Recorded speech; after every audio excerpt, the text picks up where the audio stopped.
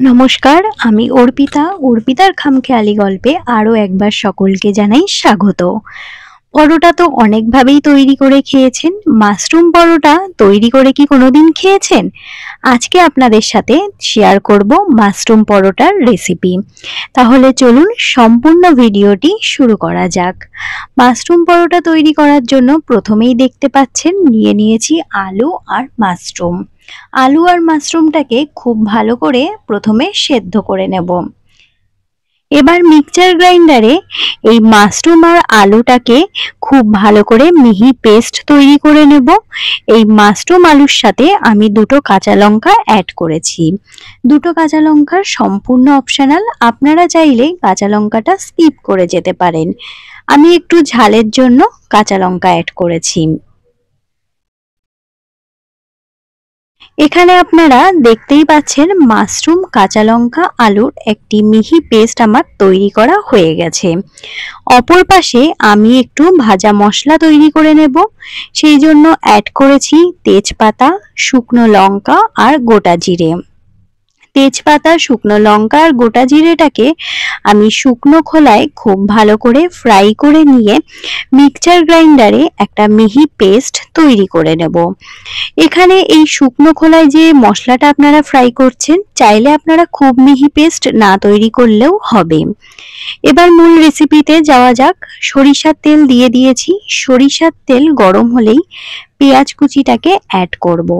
পেঁয়াজ কুচিটা খুব ভালো করে ফ্রাই করে নিতে হবে।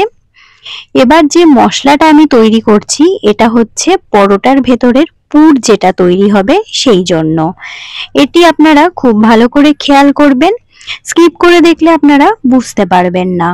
দেখতেই পাচ্ছেন পেঁয়াজটা খুব ভালো করে যখন ফ্রাই করছি তখন কিন্তু একটু লবণ অ্যাড করে দিচ্ছি, কারণ কি না হলে পেঁয়াজটা খুব বেশি ফ্রাই হয়ে যাবে, ডিপ ফ্রাই হবে না, হালকা হালকা ফ্রাই হবে। আর অ্যাড করেছি হলুদ। এবার আরেকটু কিছুক্ষণ ফ্রাই হয়ে যাবে, তারপর পরবর্তী উপকরণগুলো আমি অ্যাড করব। পরোটা তো আলুর পরোটাও আমরা তৈরি করে খেয়েছি, কিন্তু কোনোদিন আমরা কিন্তু মাশরুম পরোটা খেয়ে দেখিনি। আমি কথা দিচ্ছি আপনারা এইভাবে একবার মাশরুম পরোটা খেয়ে দেখবেন, আশা করি সকলের খুব ভালো লাগবে। কথা বলতে বলতেই অ্যাড করেছি জিরের গুঁড়ো আর ধনের গুঁড়ো। আরো কিছুক্ষণ ফ্রাই করে নেব।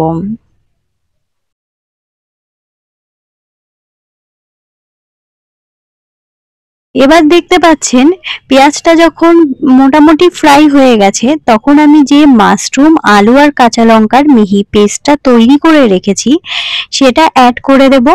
দিয়ে আরো কিছুক্ষণ মশলার সাথে আমি এটাকে ফ্রাই করে নেব। পুরটা কিন্তু খুব ভালো করে মশলার সাথে মিশিয়ে কিছুক্ষণ ফ্রাই করে নিতে হবে, না হলে মশলাটা পুরের সাথে মিশবে না, তখন কিন্তু খেতে একদমই ভালো লাগবে না। আমি কথা দিচ্ছি মাশরুম পরোটা আপনারা বাড়িতে তৈরি করে দেখুন, ভালো লাগবে। আমার বাড়ির সকলে তো খুব তৃপ্তি করে খেয়েছে। আর নতুনত্ব ধরনের একটি রেসিপি, খেতে কিন্তু বেশ ভালো লেগেছে। মাশরুম আমরা কম বেশি সকলেই কিন্তু খুব পছন্দ করি। মাশরুম কষা বা মাশরুম ঘুগনির রেসিপি কিন্তু আমি এর আগে আমার চ্যানেলে শেয়ার করেছি, চাইলে আপনারা একবার সেই ভিডিওগুলো দেখে নিতে পারেন যদি আপনাদের ভালো লাগে। আপনাদের সাথে কথা বলতে বলতে দেখুন পুরটা কিন্তু আমার প্রায় তৈরি হয়ে এসেছে। এই পর্যায়ে আমি অ্যাড করলাম যে ওই ভাজা মশলাটা তৈরি করে রেখেছি, ওই ভাজা মশলাটা।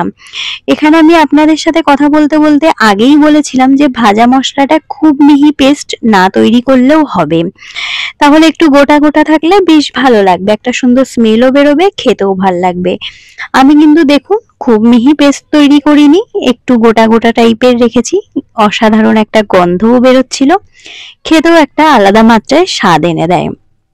দেখতেই পাচ্ছেন কথা বলতে বলতে পুর কিন্তু আমার রেডি হয়ে গেছে, তেলও টেনে নিয়েছে, ফ্রাই করা ডান। এবার আমি একটি অন্য পাত্রে পুরটা ঢেলে রাখবো। এবার হচ্ছে আমার পালা ময়দা মেখে নেওয়ার। ময়দাটা মাখার সময় আপনারা কিছু জিনিস খেয়াল করবেন। প্রথমেই আমি কালো জিরে অ্যাড করেছি ময়দাটা মাখার সময়। আর আরেকটা কথা না বললেই নয়, রেসিপিটি তৈরি করতে আমার দিদি আমাকে অনেকটাই কিন্তু সাহায্য করেছে। হাতটা দেখে বুঝতেই পাচ্ছেন এটা আমার দিদি সাহায্য করে দিয়েছে আমাকে। একটু নুন অ্যাড করেছি, তারপর জল দিয়ে ময়দাটা কিন্তু আমি মেখে নিয়েছি। এখানে ময়দা মাখার সময় আরেকটি উপকরণ আমি অ্যাড করব, একটু ভালো করে আপনারা খেয়াল করে দেখবেন। এখানে কিছু কারি পাতা আমি অ্যাড করেছি। এটা সম্পূর্ণ অপশনাল, কিন্তু আপনারা কারি পাতাটা অ্যাড করবেন, তাহলে পরোটাটা যখন ফ্রাই করবেন এবং খেতেও কিন্তু বেশ ভালো লাগবে। ময়দাটা যখন আমার ভালো করে মাখা হয়ে গেছে, তারপর আমি সাদা তেল দিয়ে ভালো করে ময়ান দিয়ে নিয়েছি। বেশ কিছুক্ষণ ময়দাটা মেখে রাখার পর দেখুন ময়দাটা কিন্তু অনেকটাই নরম হয়ে গেছে, সফট হয়েছে। এবার হচ্ছে পুর ভরার পালা। এটাও আমার দিদি আমাকে সাহায্য করে দিয়েছে। ভিডিওটি করতেও কিন্তু আমাকে আমার দিদি অনেকটাই সাহায্য করেছে। এবার হচ্ছে ময়দাটা যখন মাখা হয়ে গেছে, পুরটা আমি তার ভেতরে দিয়ে দেব। পুর দেওয়ার সময় খেয়াল রাখবেন, ময়দাটা যখন গোল করে নিয়ে পুরটা দেবেন তখন চামচের সাহায্যে দেবেন, হাতে যেন সেই পুরের তেলটা না লেগে যায়। তাহলে যখন ময়দাটা আপনারা চারিদিক দিয়ে মানে বন্ধ করবেন আর কি, পুরটা তৈরি করে গোল করে বন্ধ করবেন, তখন কিন্তু ফেটে যাওয়ার সম্ভাবনা থাকবে আর কি, এরকম ভাবে বন্ধ করতে পারবেন না তেলটা হাতে লেগে গেলে। সেই জন্য এই সাবধানতাটা আপনারা অবলম্বন করবেন। আর কারি পাতাটা আমি বলছি আপনাদের ময়দাটা মাখার সময় অ্যাড করবেন, তাহলে একটা অন্য মাত্রায় ঘ্রাণ আনে, খেতে কিন্তু বেশ ভালো লাগে। দেখতেই পাচ্ছেন একটি পুর ভরা আমার হয়ে গেছে। এইভাবে এক এক করে আমি ময়দাগুলোতে পুরটা ভরে নেব। এই পর্যায় পর্যন্ত যে সকল বন্ধুরা আমার ভিডিওটি কন্টিনিউ করছেন কিন্তু একটি লাইক দিতে ভুলে গেছেন, সকল দর্শক বন্ধুদের কাছে আমার একটি অনুরোধ, প্লিজ আপনারা একটি লাইক দিয়ে ভিডিওটি কন্টিনিউ করবেন। আপনাদের একটি লাইক কিন্তু আমার কাছে অনেক গুরুত্বপূর্ণ। যে সকল নতুন দর্শক বন্ধুরা আমার পরিবারে যুক্ত হয়েছেন তাদেরকে অসংখ্য ধন্যবাদ আমার পাশে থাকার জন্য। পুরনো বন্ধুদের অসংখ্য অসংখ্য ধন্যবাদ, ভালোবাসা আমার চলার পথে সহযোগিতা করার জন্য। আপনাদের আশীর্বাদ, আপনাদের সহযোগিতা ছাড়া আমার পথ চলা কিন্তু কখনোই সম্ভব নয়। আমি সকল ভিডিওতে বলি আপনাদের আশীর্বাদ কিন্তু আমার কাছে অনেকটা গুরুত্বপূর্ণ। এই পর্যায়ে দেখতে পাচ্ছেন আপনাদের সাথে কথা বলতে বলতে আমি কিন্তু পুরগুলো রেডি করে নিচ্ছি। আপনারা কিন্তু প্রত্যেকে জানাবেন আমার ভিডিওগুলো আপনাদের কেমন লাগছে। আপনাদের কমেন্ট আমার কাছে কিন্তু অনেক মূল্যবান। দেখতেই পাচ্ছেন সমস্ত পুর ভরা আমার কমপ্লিট। এবার হচ্ছে খুব বড় একটা কাজ, সেটা হচ্ছে বেলার কাজ। এই বেলনির সাহায্যে যে বেলতে হবে এটা আমার দ্বারা সম্ভব নয়, এটাও আমার দিদি আমাকে সাহায্য করে দিয়েছে। খুব সাবধানে বেলনির সাহায্যে বেলে নেবেন যেন পুরটা বাইরে চলে না আসে। আমি বলছি মাশরুম দিয়ে এভাবে একবার পরোটার রেসিপিটি তৈরি করে দেখবেন, আশা করি সকলের খুব ভালো লাগবে। কারণ আমরা বিভিন্ন ধরনের পরোটা খেতে কিন্তু পছন্দ করি। সকালের ব্রেকফাস্ট হোক কিংবা ডিনার টেবিলে পরোটা কিন্তু কম বেশি আমাদের বাঙালিদের চলেই। সেই জন্য আমি বলছি মাশরুম দিয়ে একবার পরোটাটি তৈরি করে দেখবেন, আশা করি সকলের খুব ভালো লাগবে। আপনাদের সাথে কথা বলতে বলতে এক এক করে পরোটাগুলো বেলা হয়ে যাচ্ছে। এবার হচ্ছে পরোটাগুলো তৈরি করে নেওয়ার পালা। সেই জন্য একটি চাটু দেখতেই পাচ্ছেন আমি কড়াই মানে গ্যাসের ওভেনে বসিয়ে দিয়েছি, হাতের সাহায্যে দেখলাম গরম হয়ে গেছে। প্রথমে আমি পরোটাগুলো এক এক করে সেঁকে নেব।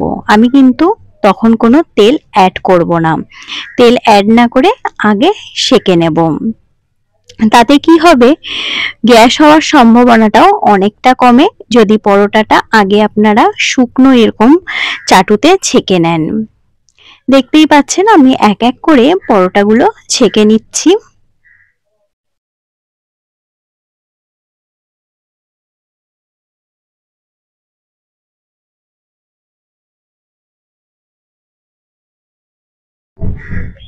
খুব বেশি লাল করার দরকার নেই, যেহেতু এরপরে তেলে আমরা ভাজবো, এজন্য খুব বেশি লাল করার দরকার নেই। হালকা হালকা করে আপনারা সেঁকে নেবেন।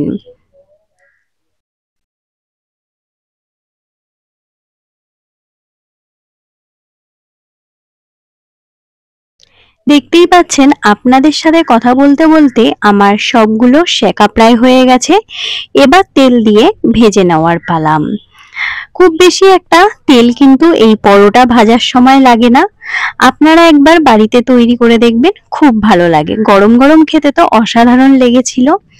দেখতেই পাচ্ছেন আপনাদের সাথে কথা বলতে বলতে এবার পরোটাগুলো আমি ভেজে নিচ্ছি। আমার আজকের এই রেসিপিটি আপনাদের কেমন লাগলো অবশ্যই কিন্তু কমেন্টের মাধ্যমে জানাবেন। ভালো লাগলে অবশ্যই পাশে থেকে যাওয়ার অনুরোধ রইল।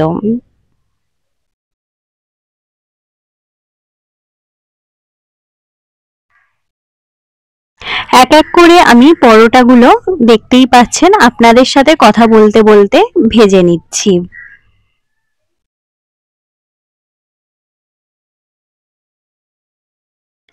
আমি রাত্রের ডিনারের মেনুতে পরোটাগুলো তৈরি করেছিলাম। চাইলে আপনারা ব্রেকফাস্টেও কিন্তু এরকম ভাবে পরোটা তৈরি করে নিতে পারেন। আশা করি সকলের খুব ভালো লাগবে। পরোটাগুলো কিন্তু দেখতেই পাচ্ছেন ভিডিওর মাধ্যমে আমি কিন্তু খুব বেশি পাতলা করিনি, একটু মোটা রেখেছি। যেহেতু পুরটাও অনেকটা দিয়েছি, খুব বেশি পাতলা করলে কিন্তু যেহেতু ভেঙে যাবে, খেতেও অতটা ভালো লাগবে না। একটু মোটা টাইপের করবেন, খেতে অনেকটাই ভালো লাগবে। পরোটার সাথে আমরা ডিম কারি খেয়েছিলাম। আপনারা চাইলে অন্য কোনো রেসিপিও পরোটার সাথে অ্যাড করতে পারেন, বা যেহেতু মাশরুমের একটা পুর করা রয়েছে, অন্য কোনো রেসিপি অ্যাড না করে কিন্তু শুধু এই পরোটাও আপনারা খেতে পারেন। খেতে কিন্তু শুধু খেতেও অসাধারণ হয়। যেহেতু মাশরুমের পুরটা ভেতরে থাকে আর পুরটা কিন্তু বেশ সুন্দর করে তৈরি করা হয়েছিল, সেই জন্য খেতে কিন্তু শুধু পরোটা অসাধারণ লাগে। অন্য কোনো রেসিপি এর সাথে অ্যাড না করলেও চলে যাবে, কোনো রকম কোনো অসুবিধা হবে না। আর আমি যখন পরোটাটা তৈরি করছিলাম, দেখতেই পেয়েছেন আপনারা ভিডিওর মাধ্যমে, পরোটাটা কিন্তু বেশ অনেকটা মাত্রায় ফুলেছে আর খুব সফটও হয়েছে। এই জন্য ময়ানটা খুব ভালো করে দিলে যে কোনো পরোটাই খুব সফট হয়, খেতেও কিন্তু অনেকটাই স্বাদ হয়।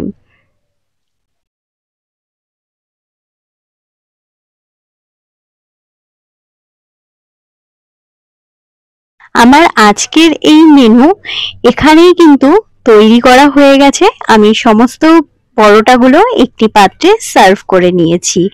দেখতেই পাচ্ছেন পরোটাগুলো খেতে কিন্তু অসাধারণ হয়েছে আর দেখতেও অনেকটা লোভনীয় হয়েছে। আমার আজকের এই স্পেশাল মাশরুম পরোটার মেনু আপনাদের কেমন লেগেছে অবশ্যই কিন্তু কমেন্টের মাধ্যমে জানাবেন। আমার দিদি আপনাদের পরোটাটা ছিঁড়ে দেখাচ্ছে। পুরটা কিন্তু যেহেতু অনেকটা গরম ছিল, ছিঁড়তে একটু অসুবিধা হচ্ছিল।